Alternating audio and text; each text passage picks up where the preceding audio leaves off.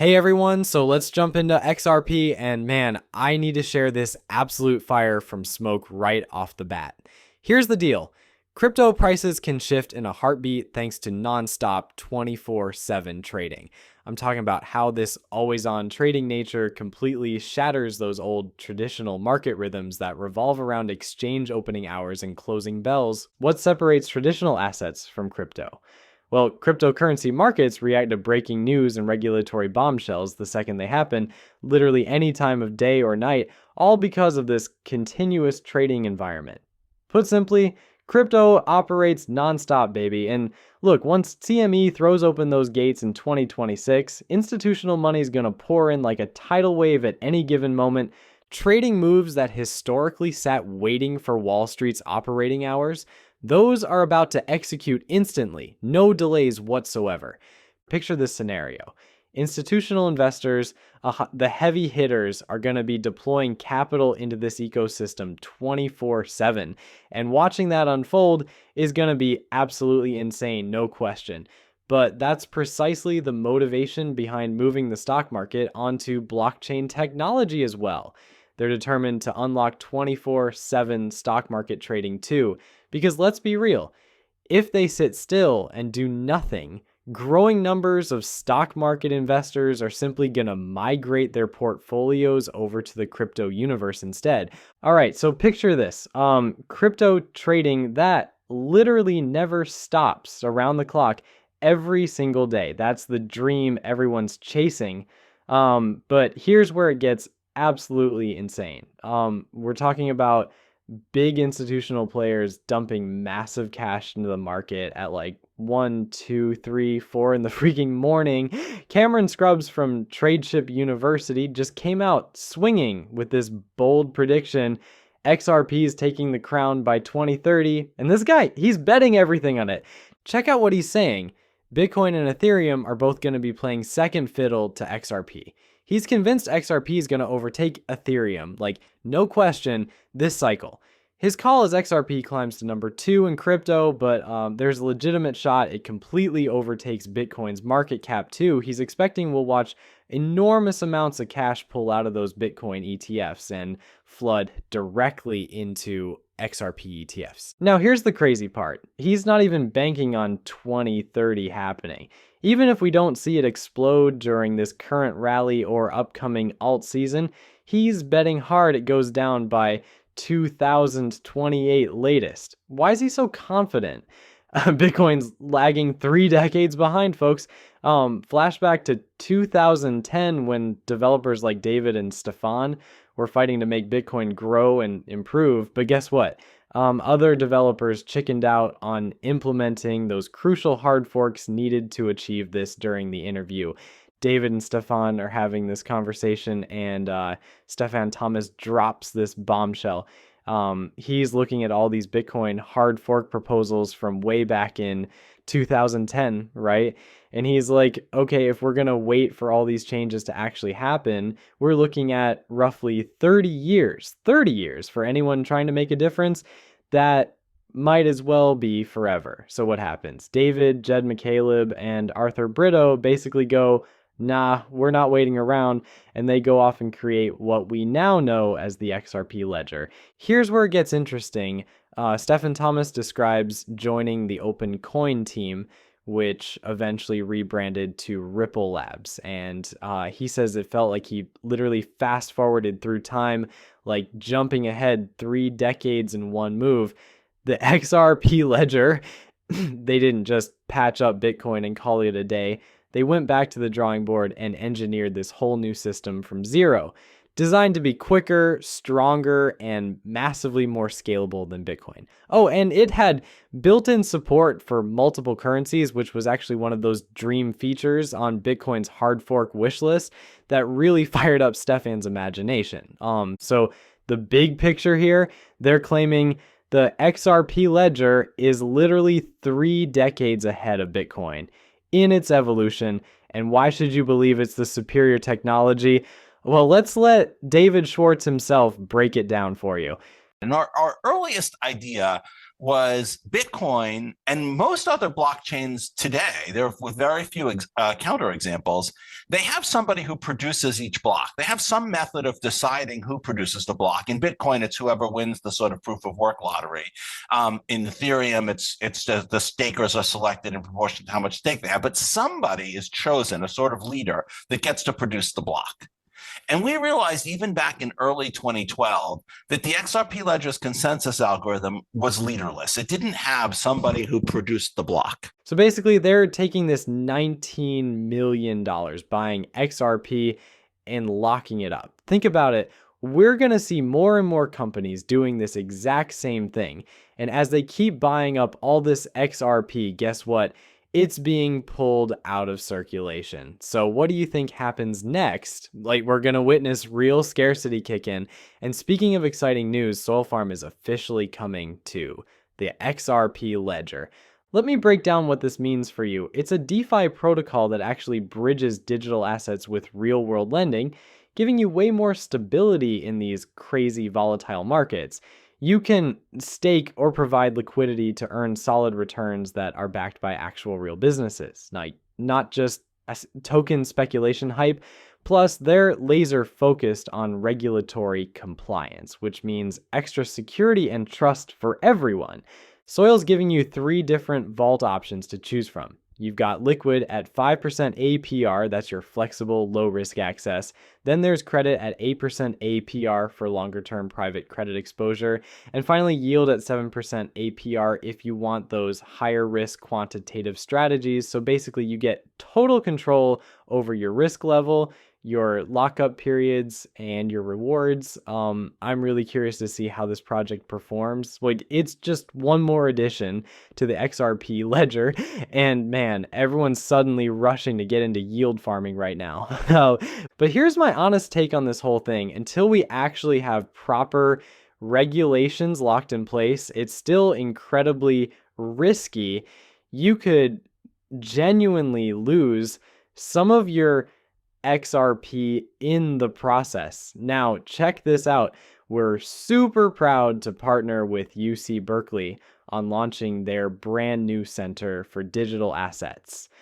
So, UC Berkeley's College of Engineering is creating this amazing research center that's going to use blockchain and digital twin technologies to completely reimagine how physical assets get captured, valued, verified, and exchanged in our digital world. Ripple's University Blockchain Research Initiative is providing the foundational funding for this new center for digital assets with $1.3 million in Ripple R LUSD. That's Ripple's US dollar-backed stablecoin. I absolutely love this because Ripple's always been huge on supporting education, but this feels extra significant because it's also focused on digital innovation, asset technology they're going to keep building on top of. And man, I am so here for watching where this thing actually goes. But think about it for a second. Whenever crypto starts showing up in actual university courses, like at one of those elite name brand institutions, that's your signal that crypto is the future, my friends. Harvard's literally been teaching blockchain, XRP, and XLM for years at this point. Now, other schools are catching up and doing the exact same thing because they finally realized, hey, this isn't just a Bitcoin story anymore. Digital assets are straight up becoming the backbone of tomorrow's entire financial system. Epic just unleashed Epic One, this cashback card purposely crafted for the XRP ecosystem. Spend it in over 180 countries with this absolutely gigantic merchant network stretched across the whole planet. We're talking up to 8% cashback in XRP with literally every transaction. Designed for worldwide adoption with absolutely no sneaky hidden fees. And look around, suddenly everybody's rushing to launch these card products, these credit cards dishing out XRP rewards because guess what? They're fully aware of the buzz surrounding XRP. They recognize that demand for XRP is absolutely exploding from both everyday people and big institutions, and everybody's fighting to get their piece. Look, people need to capitalize on this opportunity while it's still hot. So Trump's actually floating the idea of sending out stimulus checks again, anywhere from $1,000 to $2,000 per taxpayer, funded by tariff revenue. Now, here's where it gets interesting. If everyone suddenly gets a stimulus check right in the middle of alt season, oh man, you better believe a huge chunk of that money's flowing straight into crypto. I mean, my stimulus from last time, still sitting pretty in XRP. The second that money hit my account, boom, I bought XRP with it. So yeah, technically I'm still holding my original stimulus check, just in a different form. But imagine what this could do to the market. Like, people are absolutely going to want to invest that cash. I mean, think about it logically. You're trying to fight off crazy inflation. You want protection against the dollar losing value. Where are you putting your money? Obviously crypto, but here's the thing. It's not Bitcoin. Everyone keeps saying retail investors are coming back to dump everything into Bitcoin. But let's be real here. Most everyday retail investors can't even afford one whole Bitcoin anymore. Ethereum's ridiculously expensive too. So where does all that money actually go? Into the next biggest player in the game, the number 3 asset, XRP. And right now they could legitimately scoop up a seriously fat bag. Look, prices haven't hit that crazy level yet where regular retail folks get completely locked out. But mark my words, that day's coming real soon. Now, here's something wild. The CEO of Robinhood literally just said, tokenization is about to devour the whole financial system. Like, consume it completely. This guy's betting everything on real world assets, going full send. And honestly, you want to know what's holding back tokenization from going nuclear right now? It's just regulations. That's literally the only bottleneck. The moment regulators give this the green light, tokenization's gonna blow up faster than you can blink. I'm talking everything's getting tokenized. Your house, your car, your investments, every single thing around you is gradually becoming a digital token. The World Economic Forum estimates we're looking at an $837 trillion opportunity by 2030, but between you and me, I genuinely think we're hitting that milestone way earlier. People are literally salivating, waiting to dive headfirst into tokenization. But here's what makes this so perfect for us. As XRP holders, we've already got our foot in the tokenization door. We're ahead of the curve here. The XRP ledger wasn't just adapted for tokenization, it was designed for it from day one. Major institutions are going to flood their assets onto the XRP ledger.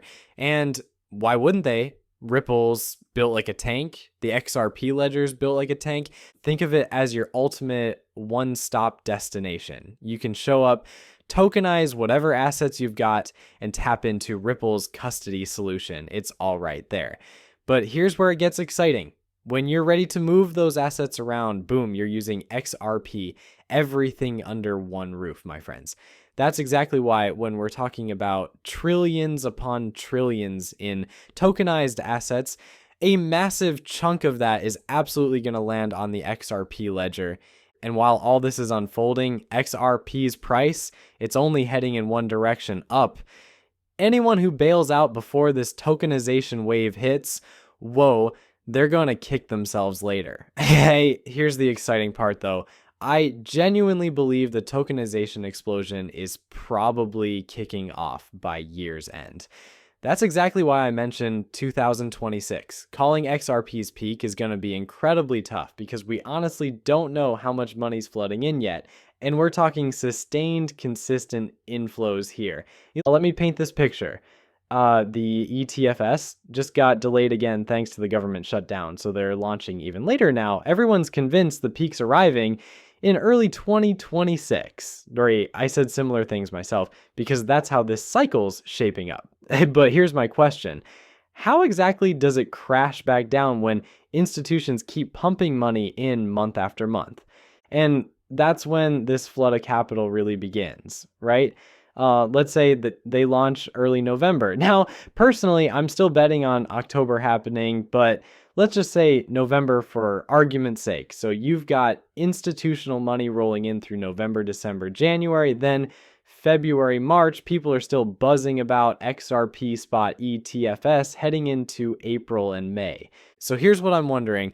How does XRP's price experience that massive drop everyone keeps anticipating? Honestly, I just can't picture it happening. That's really what I'm getting at here. So here's my working theory on this whole thing. I believe we're going to witness these utility-focused cryptocurrencies absolutely running strong throughout most of 2026. And who really knows? Maybe momentum doesn't slow down whatsoever in 2026, and we actually see this new financial system emerge like early 2027. That's totally within the realm of possibility too. Everything's moving faster on that front as well. But listen, it's still way too early for definitive calls. Let's watch how things unfold from this point forward. And while we're waiting, just stay patient, stay positive. All right, I'm wrapping up this video now. I really appreciate you all for watching. I'll catch you in the next one. Have an awesome night.